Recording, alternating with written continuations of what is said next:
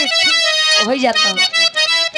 हिंदी दुनिया वालों ने गाया, जिंदगी इम्तिहान लेती है,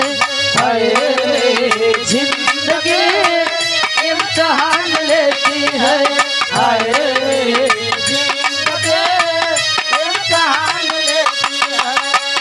दोस्तों की जान, दोस्तों की जान, दोस्तों की जान लेती है,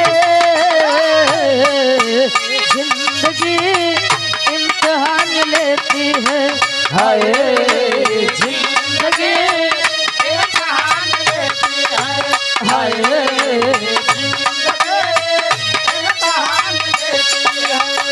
और ये आप मनीष यादव जी बड़े भैया नथईपुर से 100 रुपए देकर सम्मान किए।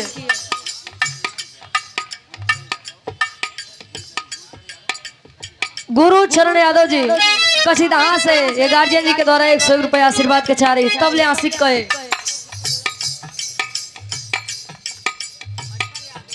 मटर यादव जी कारी गांव से भाभी प्रधान।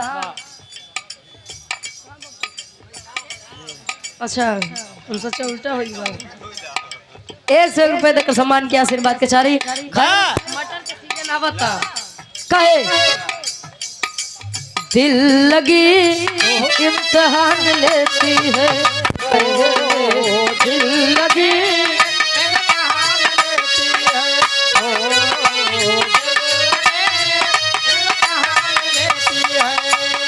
आशिकों की जान, आशिकों की जान, आशिकों की जान लेती है,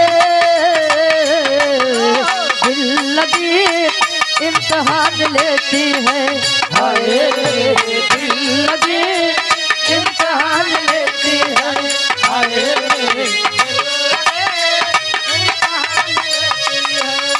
और यहाँ पे सम्मानित उमा शंकर यादव जी एडवोकेट साहब जीएनपुर से हमारे गार्जियन जी के द्वारा 100 रुपए आशीर्वाद के चाह रही। ये गीत मार्केट में बड़ी वायरल रहे मेरे बड़का भैया लोगों खातिर। वो क्या कहे मालगा तू याद न करेला हम भुलात नहीं थे, तू याद न करेला हम भुलात नहीं थे, तू याद न करेला हम भुलात नहीं थे, बाहुर लागेला खाना कहियो खात नहीं थे, बाहुर लागेला खाना कहियो खात नहीं थे, बाहुर लागेला और आप जितेंद्र यादव जी प्रधानाचार्य जी हमारे गुरु जी श्रीदेवी प्रसाद इंटर कॉलेज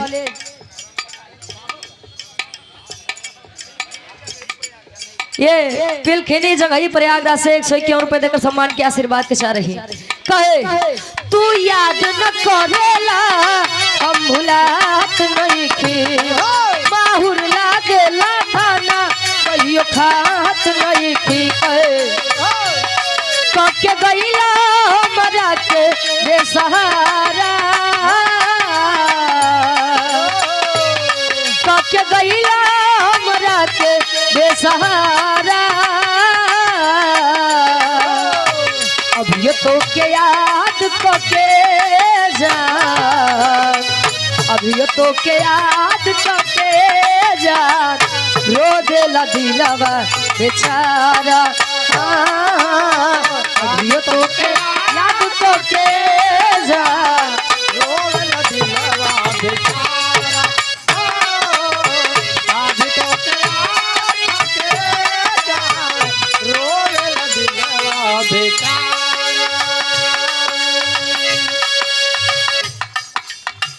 और यहाँ पशु डॉक्टर हृदय के गार्जियन जी आप विनोद यादव जी पकड़ी कला से ये 100 रुपए अब रुका हो आशीर्वाद के चारे के बच्चे अपनी कला में कामयाब रहे। बड़ी बढ़िया गीत सुनने के मिला हृदय के हमारे गार्जियन जी धर्म के बड़े भैया डॉक्टर सुरेंद्र यादव जी से। हाँ हो आप कौन चीज के डॉक्टर है? मनई के बड़ी बढ़िया बिरहा आप लोग सुना, एक क्रांतिकारी बिरहा।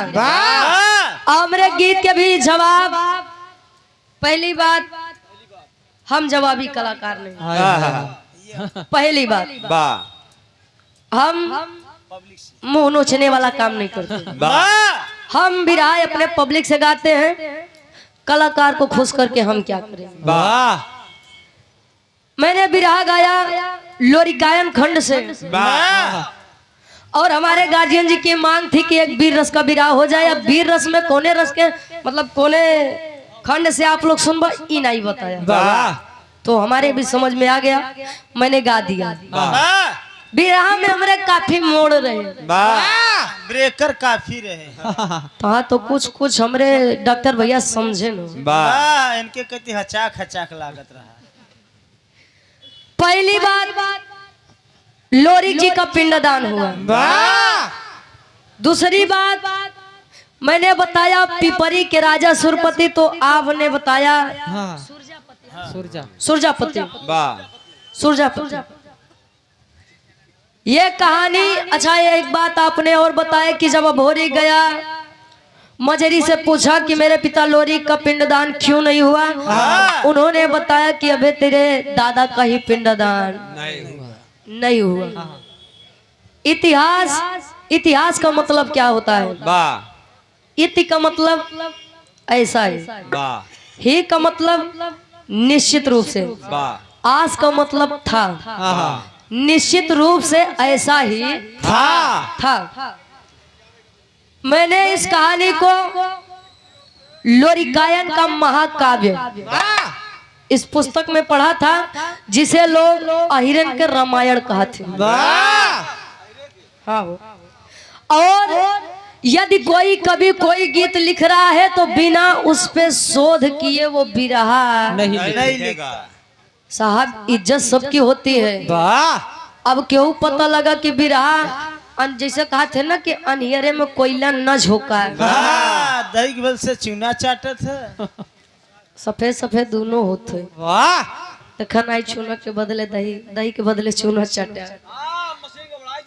ए भैया, कवि जी ने, हमारे आदरणीय कवि अमलेंदु हमारा जी ने इस गीत को अपनी कलम के माध्यम से लिखा।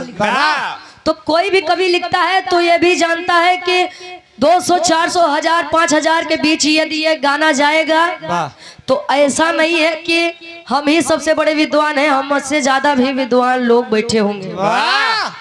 आपने गाया कि सतयुग में दधीची जी का पिंडदान नहीं हुआ, त्रेता में रावण जी का नहीं हुआ, द्वापर में कन्हैया जी का नहीं हुआ, और कलयुग में कबीर जी का। अरे यार उनका छोड़ा हो। ए भैया, आपने कहा कि बिरहा पर बिरहा सटे। मैंने आपसे ये नहीं कहा कि सुरेंद्र भैया आप मेरे बिरहा का जवाब दीजिएगा या आप मेरे बिरहा पर अपना बिरहा सटाइएगा। अगर बिरहा पे बिरहा सटे तो मैंने कहानी शिव भोरी के ऊपर छोड़ा था, शिव भोरी का जन्म हो गया था। आप बिरहा से सटाना चाहते थे तो अगर शिव भोरी की कहानी गाते तो शायद हमें भी कुछ नई सीख मिल जाती। खैर, आपने बहुत अच्छा गाया, क्रांतिकारी बिरहा भी बहुत अच्छा दिया कि हमारे भारत देश की वीरांगना, क्रांतिकारी लड़कियां। लेकिन जाना था भैया, कितने माता पिता ऐसे हैं कि यदि वह जान जाए कि पेट में पल रहा बच्चा लड़की है तो वहीं पर गर्भपात करवा देते हैं। खैर, बहुत अच्छी प्रस्तुति दिया आपने और बहुत कुछ सीखने को भी मिला। कबीर के पिंडादान नहीं गया। अच्छा, हम नहीं सोची जेकरे लड़किया बच्चा नहीं रहा हुई हो या नहीं। हाँ, जैसे योगी मोदी। अच्छा, उनका पिंडदान के पारी हो। ए भैया, लोग कहते हैं कि इंसान जब मरता है उसकी लाश को उसके बच्चे या उसके घर वाले जलाते हैं। रावण का पुतला हर साल जलाया जाता है, तो जे जलावो थे नो रावण के खानदान शायद कबीर जानत। ए भैया, अभी महाराष्ट्र में एक हाल ही में कांड हुआ था, केवल 3 साल की बच्ची थी, 3 साल की छोटी सी बच्ची थी।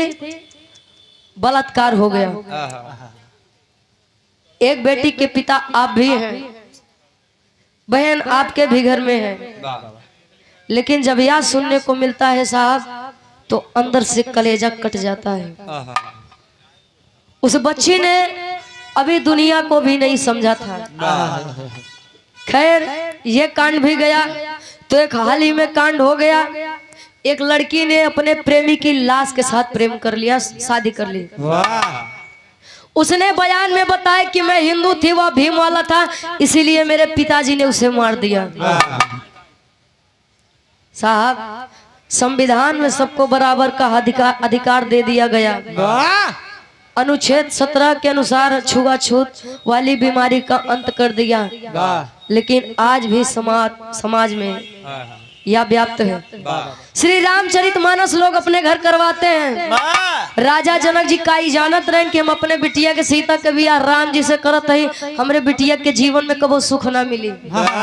जानते थे? नहीं जानते थे।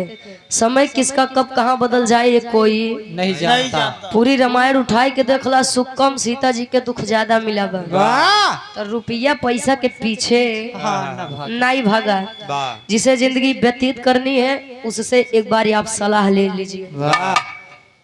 खैर आज हमारे नेताजी के जन्मोत्सव के उपलक्ष्य में कार्यक्रम रखा गया है और आप लोग यहाँ पर उपस्थित हुए हैं, तो ये लग रहा है कि आप लोग समाजवादी शेर हैं। एक लाइन सम्मान में समाजवादी गीत हो जाए, हो जाए। एक लाइन समाजवादी गीत हो जाए गुरुजी। हाँ गार्जी जी कहाँ गई? अब जाई ला होई ज्ञान के बजाई। कहाँ जाई? अच्छा जाबा अब ही ने कहाँ जाबा? हां बड़ी समय बा। आबे तो समय बा। आओ कोनो दुआई के दुल्हा फोन में भरते बा। वाह रे मर्यादा। वाह वाह वाह। फोन लगाए के दुल्हावा से ई नहीं कहे कि हमें तुम्हारी आदत बा। चलिए आवा। हां चला आवे ना इनडायरेक्ट कहे, अप्रत्यक्ष रूप से कहे। फोन लगाए के का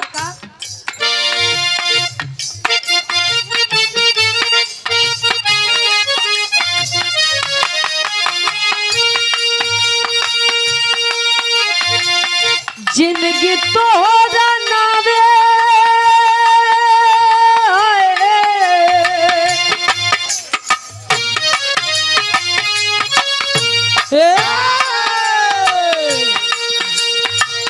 जिंदगी तोरा नावे शर्मीन हो गई। जिंदगी तोरा नावे शर्मीन हो गई। जिंदगी तोरा नावे शर्मीन हो गई। तरमीन उर्दू भाषा है। हां तरमीन का मतलब रजिस्ट्री हो जाना, लिखा पढ़ी हो जाना, बारे पतिवर्तन आदि। हाय हाय। कहे जिंदगी तोरा नावे तरमीन हो गइल। ए राजा तो के देखले बड़ा दिन हो गइल। ए राजा तो के देखले। मुनई यादव जी कारीगांव से हमारे गार्जियन जी के द्वारा इस भाव को सम्मान करते हुए 100 रुपये आशीर्वाद के चाह रही कहे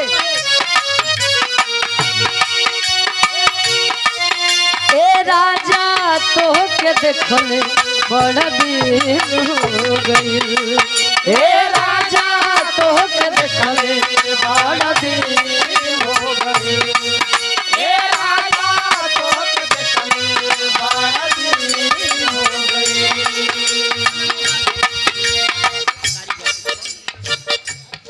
कारीगांव की पवन सरजमी से आप अखिलेश यादव जी जियानपुर से ये सुंदर माला 100 रुपए देकर सम्मान के आशीर्वाद के चाह रही है। कहे जिंदगी तोरा नामे तरमीन हो गई। ए राजा तो के देखले बड़ा दिन हो गई।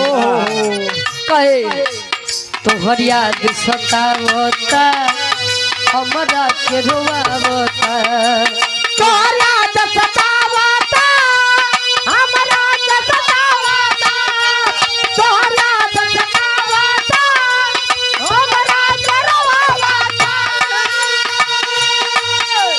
रही के सजिया पे हमके तड़पावता रही रही के सजिया पे हमके तड़पावता रही रही के सजिया पे हमके तड़पावता कहे राजा हो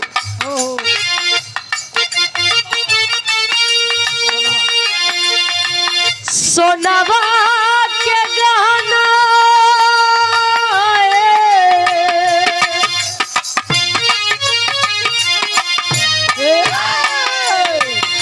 सोनावा के गहना कुल कीन हो गइल सोनावा के गहना कुल कीन हो गए बाबा सोनावा के गहना कुल कीन हो गए सोनावा के गहना कुल कीन हो गइल ए राजा तोहके देखल बड़ा दिन हो गइल ए राजा तोहके देखल बड़ा दिन हो गइल